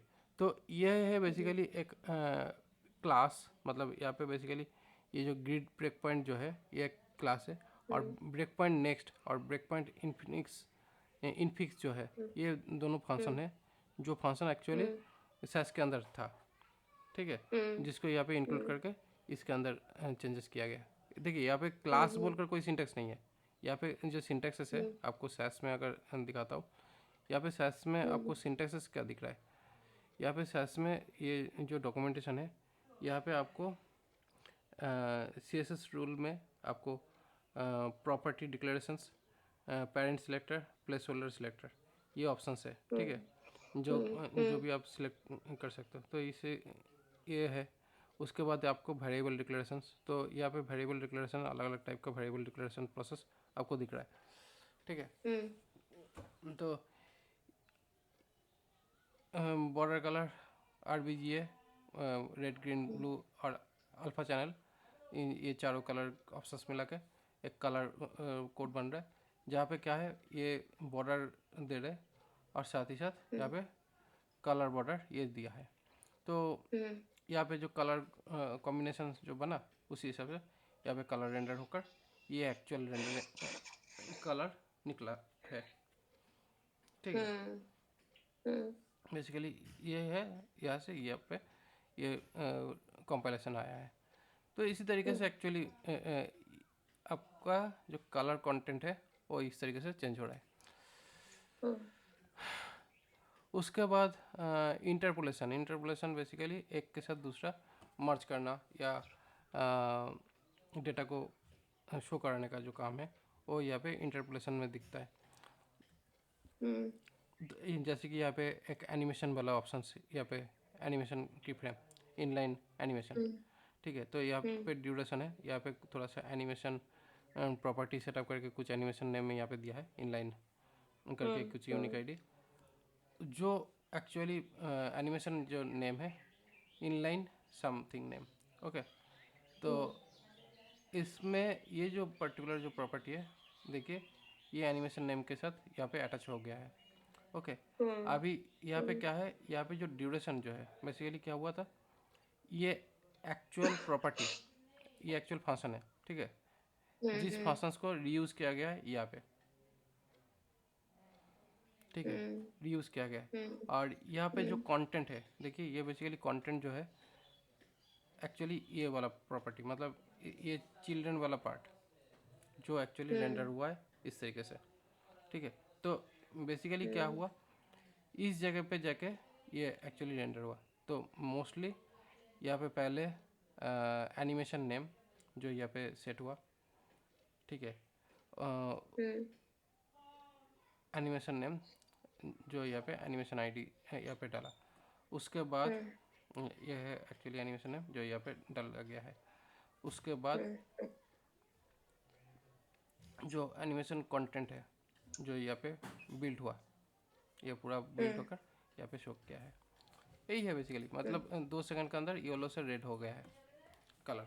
एक एनिमेशन फ्लो में दिखेगा। तो इस तरीके से फंक्शन मिलता है। उसके बाद बहुत सारा अलग अलग एनोटेशन फंक्शन है, जैसे कि यहाँ पे एक्सटेंडेड ऑप्शन। ये जो एक्सटेंडेड ऑप्शन है ये भी बेसिकली आपका ऑब्जेक्ट ओरिएंटेड प्रोग्रामिंग का प्रोसेस आपको देता है। तो जैसे कि यहाँ पे ये एरर फंक्शंस है, ठीक है। एरर माइनस माइनस सीरियस ये ऑप्शन है। तो बेसिकली क्या है, ये एरर जो है ये तो सही था। उसके बाद माइनस माइनस सीरियस जो है ये बेसिकली एंड लिखकर इसका स्पेसिफिकेशंस दिया। मतलब ये मतलब ये तो है, साथ में ये भी अटैच हो गया। ओके। और एक्सटेंड किया किसको, एरर में जो कलर ऑलरेडी पहले से था उसी के साथ एक्स्ट्रा एडिशनल प्रॉपर्टी ऐड हो गया, जाके यहाँ पे इस तरीके से रेंडर हुआ है, ठीक है। तो इसी तरीके से एक्सटेंडेड ऑप्शन मिलता है। देखिए बेसिकली यहाँ पे बहुत अलग अलग प्रोसेस आपको दिखेगा, ठीक है। ये कम्प्लीटली प्रैक्टिस के ऊपर डिपेंड करता है। सैस काफ़ी हद तक ज़्यादा कॉम्प्लिकेटेड है। मतलब इसको अगर सीखना चाहते हैं तो इसका भी एक अलग लंबा चौड़ा क्लास हो सकता है। नहीं, यूज के हिसाब से ना, हम किस तरह यूज करेंगे, कब यूज करेंगे, उतना तो देखिए बेसिकली यहाँ पे उतना मास्टरिंग करना है। हाँ, इसमें वही। इसमें जितना मास्टरिंग करने का जो ऑप्शन है वो मैंने ऑलरेडी दिखा चुका हूँ। यहाँ पे बेसिकली देखिए वही ना। मैंने भी बहुत ज़्यादा कुछ करता नहीं हूँ, ठीक है। अच्छा। मैंने कब क्या काम करता हूँ, जैसे कि मुझे यहाँ पे जो एकोडियन, ये जो ऑलरेडी बना हुआ जो स्ट्रक्चर है, इस एकोडियन का जो स्ट्रक्चर है बाय डिफ़ॉल्ट मुझे इस तरीके से दिख रहा है। बट मुझे इस कलर कोड का थोड़ा सा चेंज करना है। तब जाकर क्या करूँगा, इसका कलर प्रॉपर्टी वेरिएबल चेक करेंगे, इसका प्रॉपर्टी वेरिएबल क्या है। अभी इस प्रॉपर्टी वेरिएबल में मुझे कौन कौन सी प्रॉपर्टी को एक्चुअली चेंज करना है, मुझे ये दो चीज़ का प्रॉपर्टी चेंजेस करना है। तो इसी दो प्रॉपर्टी को लेकर मैं अपना जो कलर डालना है डाल देगा, बस हो जाएगा काम। ओके। तो बेसिकली यहाँ पे इसमें ऐसा नहीं है कि सब कुछ मुझे चेंज करना है। अच्छा, ये यही है बेसिकली चीज़ है जो मुझे चेंजेस करना है। रेडियस यहाँ पे जो बाय डिफ़ॉल्ट क्या है, यहाँ पे थोड़ा सा कार्व दिख रहा है। मैं चाहता हूँ नहीं, मेरे यूआई में कार्व नहीं दिखे, स्ट्रेट दिखे, ठीक है। क्योंकि कुछ कुछ डिज़ाइन में होता है कि मुझे स्ट्रेट ही चाहिए।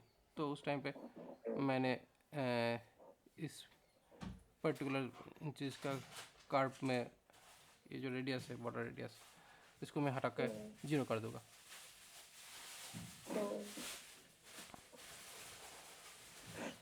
ओके। तो ऐसा चीज़ है। जो यूज होता है वही सीखना है ना, ज्यादा सीखने हाँ, के दिमाग खराब होगा, बहुत सारे कुछ सीखना है तो बहुत सारा चीज़ें सीखने जाएगा तो डेफिनेटली दिमाग ख़राब हो वही जाएगा। तो, तो दिमाग खराब होगा, वही ना। इसलिए यहाँ पे क्या करना है, मुझे ये इसको रिप्लेसमेंट करना है। तो जस्ट मैंने क्या करता हूँ, इसको लिया, लेके मैंने इसको यहाँ पे डाल दिया, ठीक है। अभी इसका जो प्रीफिक्स है, अभी ये प्रीफिक्स जैसे मैंने इसको सेटअप करूँगा तो यहाँ पे डेफिनेटली मुझे प्रॉब्लम दिखेगा, क्योंकि बोलेगा कि ये प्रीफिक्स और बॉर्डर रेडियस वाला जो ऑप्शन है ये नहीं मिल रहा है। तो प्रीफिक्स बेसिकली मेरे पास आएगा, प्रीफिक्स वेरिएबल आएगा यहाँ से,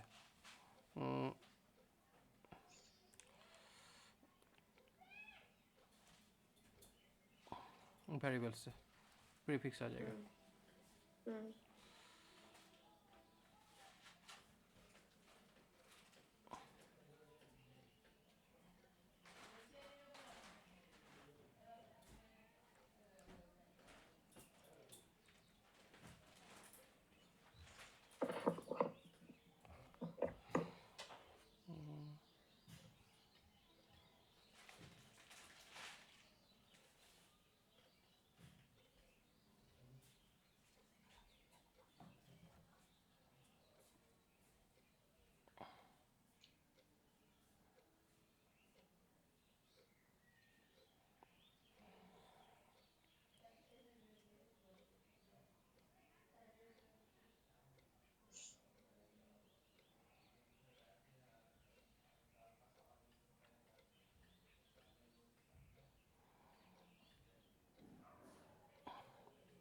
यहाँ पे ये जो बॉर्डर रूल है, जिस बेसिस में ये रूल को अटैच करना चाह रहा था,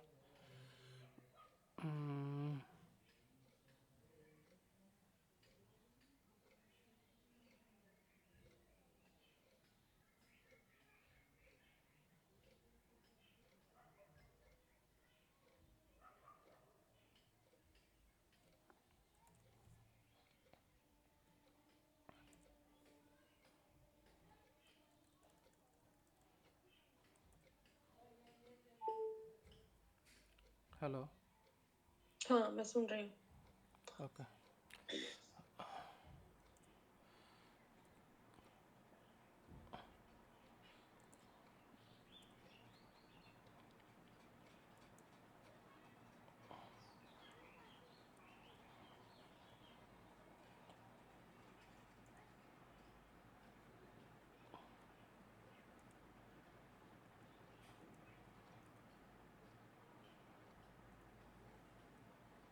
बॉर्डर विड्थ 0, बॉर्डर रेडियस 0।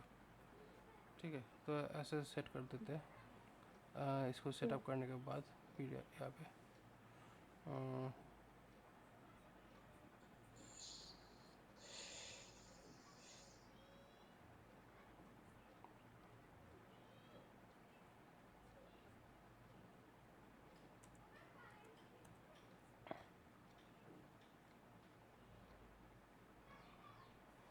देखिए यहाँ पे रेडियस ख़त्म हो चुका है ऑलमोस्ट।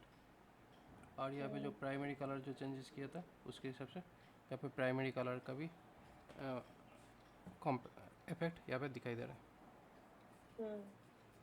ठीक है, और यहाँ पे ये जो एक्कोर्डियन है, इस एक्कोर्डियन को कंटेनर के अंदर डालना था, तो इसलिए इस ये जो प्रॉपर्टी है इसको काट करके इसके अंदर यहाँ पे घुसा दिया, तो ये इसके अंदर दिख रहा है। अभी इस एक्कोर्डियन जो बॉडी है इसको MT3 करके ऐसे डाले, तो यहाँ पे थोड़ा सा स्पेस MT3 5 whatever ऐसे हम लोग डाल सकते हैं। तो थोड़ा बहुत ये मॉडिफिकेशंस करते रहता हूँ, मतलब कर पड़ते हैं ज़रूरत पड़े तो। ज़्यादातर मैंने जो करता हूँ ये मॉडिफिकेशन ज़्यादातर मुझे थीम के लिए यूज़ करते हैं, क्योंकि यहाँ पे जो थीम कलर होता है, क्योंकि यहाँ पे सारा डिजाइनिंग तो हो गया, लेकिन हम लोगों को मेन जो कंटेंट रिबूट है, कंटेंट का जो रिबूट है वो यही पे है। ठीक है, ये जो रूट्स है, इसी रूट्स के अंदर एक्चुअली सारा कलर, कंटेंट का जो कलर है वो हम लोगों को यहाँ पे डालना पड़ता है, जिसको यूज़ करके एक्चुअली हम लोगों का पूरा यूआई सेट होता है। तो ये मैंने एक्चुअली यूज़ करता हूँ। उसके अलावा अगर एक्स्ट्रा कोई CSS और कुछ चीज़ की डिज़ाइन की ज़रूरत पड़ता है तो मैंने इसके बाद जाके अपना जो खुद का जो है कुछ अगर एक्स्ट्रा CSS वो यहाँ पे मैं लिखता हूँ। अगर मुझे और कुछ एक्स्ट्रा डालना है तो मुझे यहाँ पे डालता हूँ, जो मेरा खुद का होगा। यहाँ पे जो हेडिंग्स है कस्टम जो है, यहाँ पे underscore headings underscore custom dot CSS ऐसे करके, और एक्स्ट्रा जो है वो हम लोग यहाँ पे डाल सकते हैं।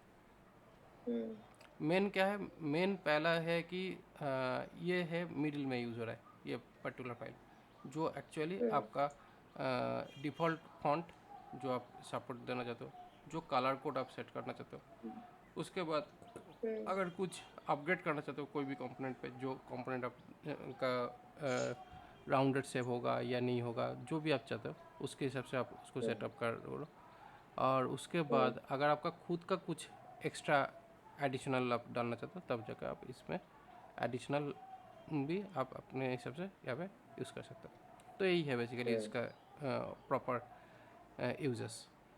जो बेसिकली क्या होता है यहाँ पे मेन जो चीज़ होता है कि ये एकदम कंपाइल्ड होके, ये कम्प्लीटली कंपाइल्ड होके आपको इसका प्रॉपर कंपाइलेशन के बाद आपको इसका आउटपुट जो दिखता है वो एकदम आपको दिखेगा आपके थीम वाइज आउटपुट देखिए, एकदम कॉर्नर जो है एकदम मतलब जीरो, मतलब कोई भी रेडियस कोण नहीं है। ये एक अच्छा चीज़ है जो देखने में अच्छा लगता है। बटन में भी हम लोग कॉर्नर कोण को अगर रिमूव कर देते तो ये एक अच्छा लगता है देखने में कभी कभी ये थीम वाइज, क्योंकि हमेशा ये जो सर्कल वाला जो पार्ट है ये बहुत थीम के साथ नहीं जाता है, देखने में अच्छा नहीं लगता।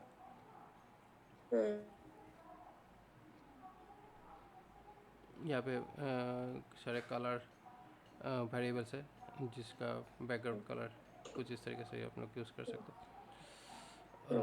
CSS वेरिएबल में अभी पैडिंग है, यहाँ पे भी बॉर्डर रेडियस दिख जाएगा।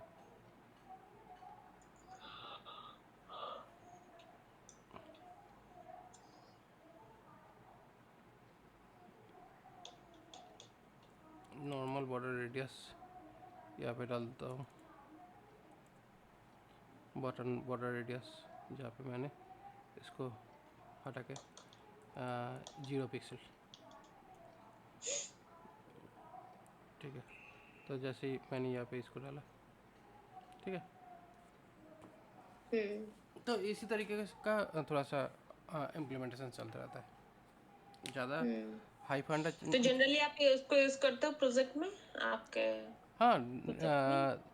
अगर मान लीजिए कि मुझे UI में थोड़ा सा अपग्रेड करना है, लेकिन यूज़ तो कर रहे बूटस्ट्रैप ना, तो जैसे कि कहीं कहीं पे मुझे ये जो बूटस्ट्रैप का जो डिज़ाइन है, डिफ़ॉल्ट डिज़ाइन, उसमें थोड़ा सा राउंडेड शेप दिखता है, लेकिन ये जो राउंडेड शेप जो है ये हमेशा अच्छा नहीं लगता है। तो उस टाइम के लिए इस तरीके का कुछ शेप में थोड़ा सा चेंज कर लेते हैं। इससे क्या हुआ, हम लोगों का जो एक्चुअल जो कोड है उसको भी चेंज करने की ज़रूरत नहीं पड़ा, मतलब बूटस्ट्रैप का code as it is use कर पड़े, और साथ ही साथ हम लोग का जो अपग्रेडेशन है वो भी हो गया है। और जब यहाँ पे फाइनल प्रोडक्शन निकलता है तब तो यहाँ पे फाइनल प्रोडक्शन निकलने के लिए इस डिस्ट फोल्डर को एक बार डिलीट करना है, उसके बाद फिर npm run बिल्ड करके पूरा जो कोड है वो बिल्ड होकर यहाँ पे आ जाएगा, ठीक है। तो यहाँ पे ऑलमोस्ट सारा कोड ही है जो ज़रूरत है, बट यहाँ पे जो हम लोग अपने हिसाब से जो कस्टमाइजेशन दिया है उसी हिसाब से ये कस्टम कलर सेट हुआ है। ओके तो यही है बेसिकली चीज़ है। ओके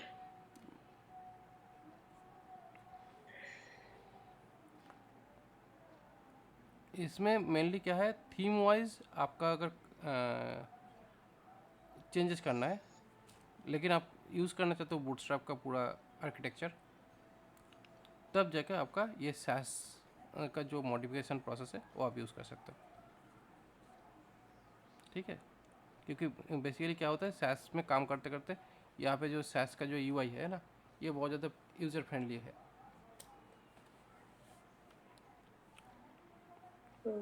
तो इसीलिए ये जो यूज़र फ्रेंडली जो UI है, मतलब इसको ही रिपीटेटिवली यूज़ करना है, तब जाके हम लोग इसको एज इट इज़ रख रहे, बट इसका सैस को लेकर इसका बैकग्राउंड से स्टाइलिंग का जो वैल्यू है वो चेंज कर दिया है, जिससे अपने जो आउटपुट है उसी हिसाब से दिख जाता है। तो यही होता है काम एक्चुअली,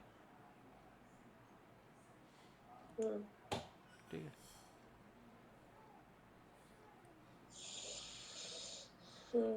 ठीक है,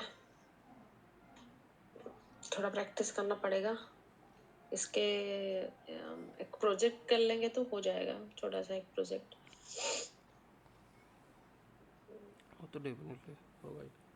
तो यही है बेसिकली हर एक क्लास का। और अगर इसके बारे तो में बूटस्ट्रैप का कुछ इंटरव्यू क्वेश्चन क्या कुछ पूछते नहीं होंगे ना, क्योंकि चीजें तो सारा मतलब नहीं, बूटस्ट्रैप का पूछते होंगे कि जो इंटरव्यू का क्वेश्चन होता है, जैसे कि यहाँ पे बूटस्ट्रैप में इन जनरल जो क्वेश्चन होगा कि आप अगर आपको पैडिंग देना है तो आप बूटस्ट्रैप अगर यूज़ कर रहे हो तो आप पैडिंग के लिए क्या क्लास यूज़ करोगे, ओ, ऐसे क्लास को रिमेम्बर करना पड़ेगा जो मुझे अच्छा नहीं लगता अच्छा नहीं क्योंकि लगेगा, नहीं। बेसिकली ये क्या है, अ, ये काम करते करते हाँ, आपको इतना यूज टू हो जाएगा ना, आपको याद रखने की कोई ज़रूरत हाँ, नहीं है। क्योंकि यहाँ पे बहुत ही सोजा है, मैंने मतलब बहुत ही इजी है। यहाँ पे मैंने हाँ, जैसे बोला कि अ, हाँ, मतलब आपको पैडिंग डालना है, तो पैडिंग के लिए ओनली पी डालना है।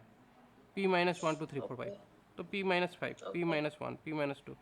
वो अगर ऐसे क्वेश्चन पूछेंगे? मतलब अच्छा। बेसिकली आंसर यही होगा। मतलब क्लास नेम पूछ रहे हैं ना? हाँ, मतलब इसका क्लास नेम, मतलब क्लास नेम ही पूछ रहे हैं। क्लास नेम पूछ रहे हैं, लेकिन हुँ, क्लास जो हुँ, नेम पूछा जा रहा है, एक दो बार अगर हुँ, इसमें आप यूज टू हो जाओगे, तो इस क्लास हुँ, नेम जो है ना, ये एक स्टैंडर्ड है, हुँ, जिससे क्या होता है ओके। हम लोग का काम करना बहुत ज़्यादा आसान होता है। मतलब CSS अच्छा, अच्छा। स्टाइल लिखने का जो प्रोसेस है ना, हम लोग एक्चुअली ज़्यादातर हुँ, क्लास ही लिखते हैं, CSS लिखते नहीं हुँ, है। मैंने एक्चुअली CSS ज़्यादा लिखता नहीं हूँ, मैं जो फोकस करता हूँ क्लास नेम के ऊपर, क्योंकि मेरा ये क्लासेस है हुँ, ऑलरेडी लाइब्रेरी के अंदर। हुँ, हुँ, ठीक है। ओके। और मैंने जो चीज़ हुँ, दिखाया वो बेसिकली क्या है, हुँ, एक्स्ट्रा एडेड एडवांटेजेस या एक्स्ट्रा एडिशनल प्रॉपर्टीज़ जो आप हुँ, सैस को यूज़ करके इसको हुँ, चेंज कर सकते हो, जो आपका हुँ, ऑलरेडी थीम है। बेसिकली क्या है, यहाँ पे हुँ, आपका आपका शायद थीम कलर दूसरा होगा, लेकिन आपका हुँ, सारा कलर कोड इसमें मिला, तो आप क्या करोगे? ओके। आप क्या करोगे? डेफिनेटली दूसरे ले आपका लेंगे? नहीं, हाँ। आप तब क्या करोगे? आप कलर कोड चेंज कर दोगे ना सारा। हाँ, हाँ, कलर का हाँ, हाँ, क्योंकि कलर क्या कोड है, चेंज कर देंगे। हाँ, हर एक कंपनी का अपना खुद का मतलब कम से कम MNCs जो कंपनी होते हैं, हाँ, जिनका उनका एक स्टैंडर्ड रहता है, उनका ये यूज़ करेंगे। सारा चीज़ का ब्रांड आइडेंटिटी रहता है। हुँ, मतलब वो हुँ, कलर में ही होता है, ब्रांड ब्रांड हुँ, हुँ, आइडेंटिटी। हुँ, उसके बाद कितना कार्ब होगा, वो भी एक आइडेंटिटी के अंदर हुँ, पड़ता है। ओके। तो ये एक्चुअली ब्रांड आइडेंटिटी है, उसमें आपको प्रॉपर हुँ, डॉक्यूमेंटेशन दिया जाएगा। मुझे इतना कार्ब हुँ, चाहिए, ये ये कलर कोड प्राइमरी में चाहिए, सेकेंडरी में मुझे ये कलर होना चाहिए, ऐसे करके कलर ओके, कोड एक ओके। रहता है। तो हाँ, बेसिकली क्या हाँ, है, हाँ, ये एक्चुअली ब्रांड समझ आइडेंटिफिकेशन। गई मैं, समझ गई।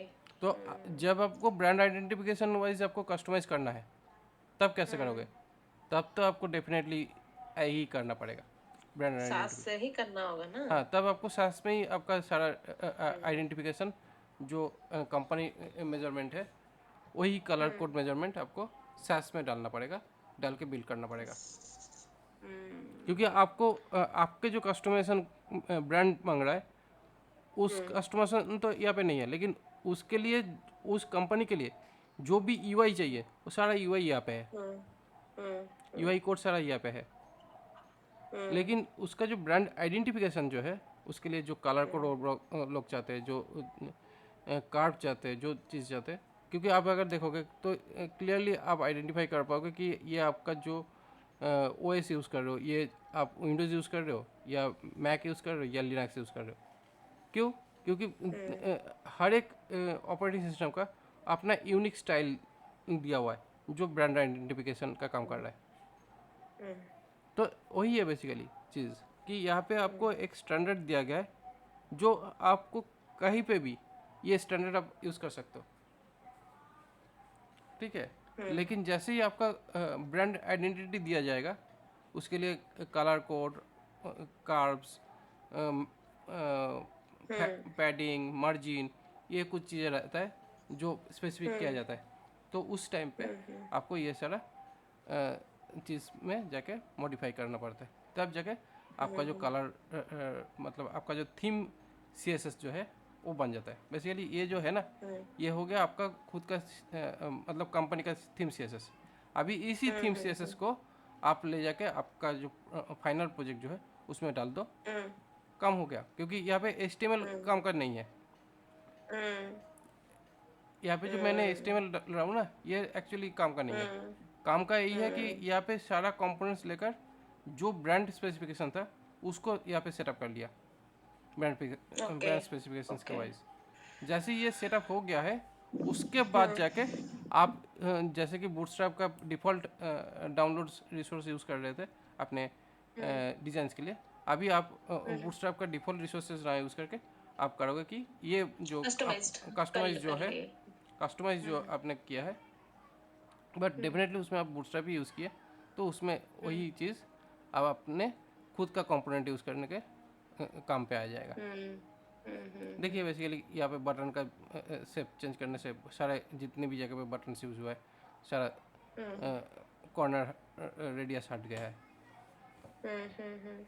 तो इसका लुक ओके। एक जैसा दिख रहा है, इसका लुक और एक जैसा दिख रहा है, दोनों का सिमिलरिटीज़ नहीं है।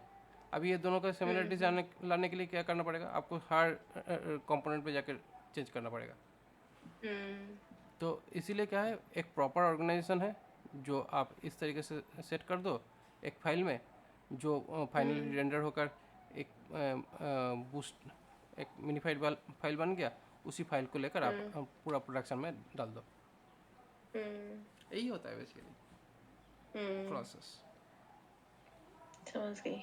बेसिकली क्या है, यहाँ पे आपको जो डाउनलोड किए थे ना पहले, मैंने जो डाउनलोड करने बोला था, ये कंपाइल्ड CSS एंड JS, ये तो है, ये तो इनका डिफ़ॉल्ट फाइल है।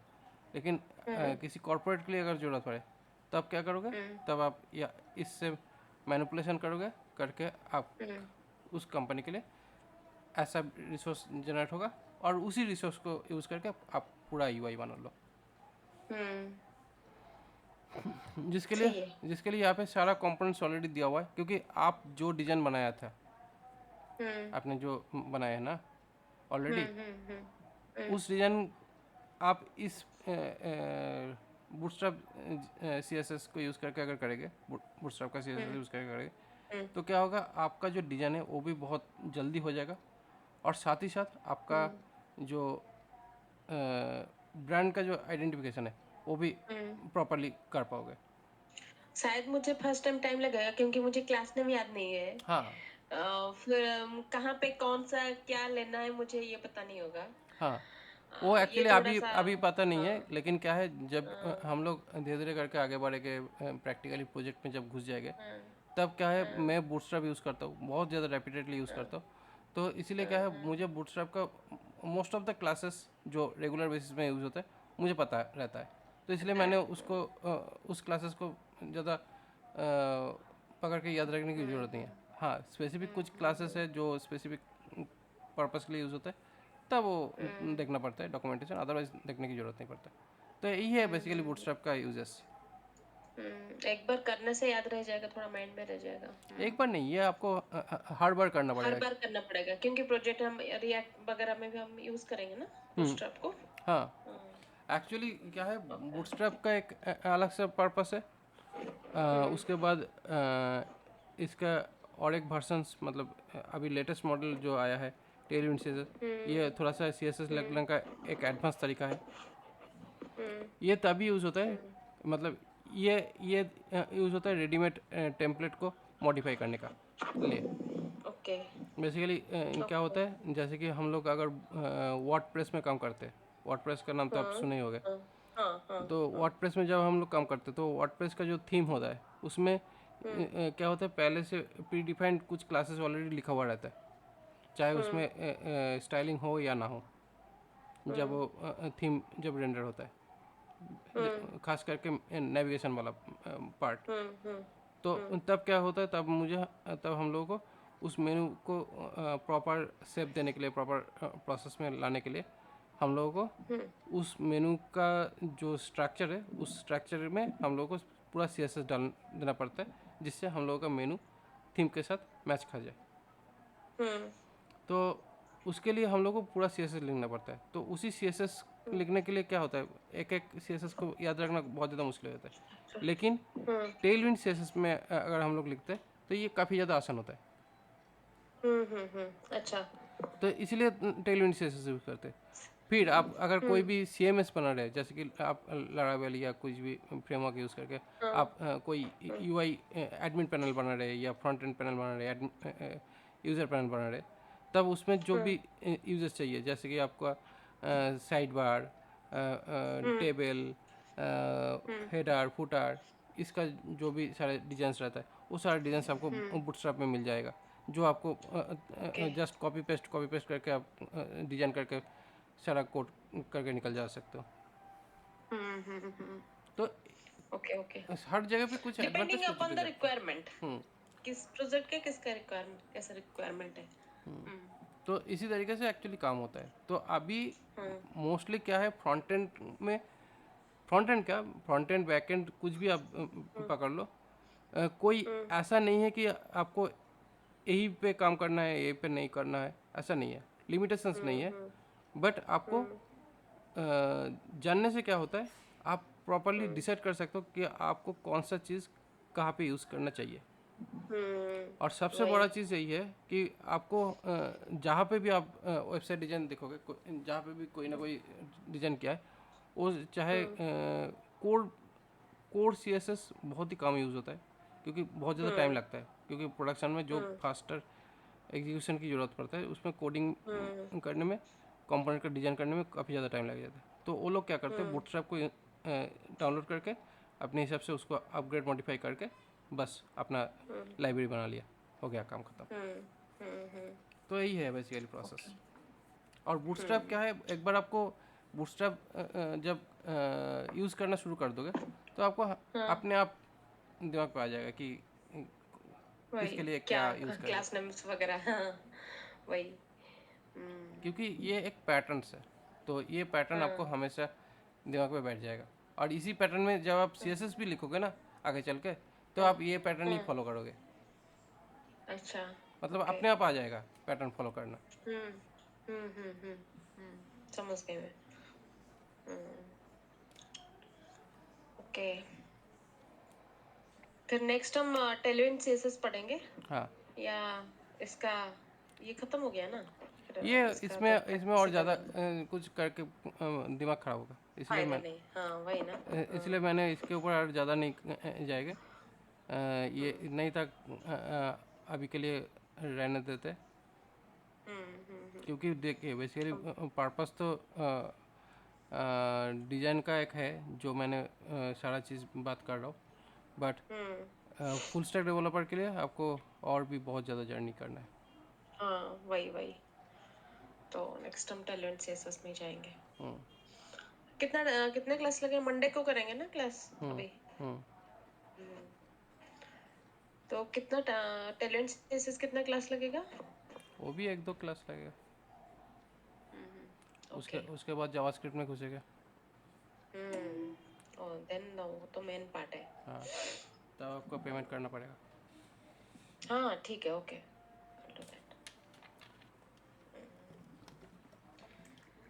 ठीक है, फिर मंडे को देखते हैं। हम्म, थैंक यू। ओके, आप भेज दीजिएगा वीडियो। ठीक है।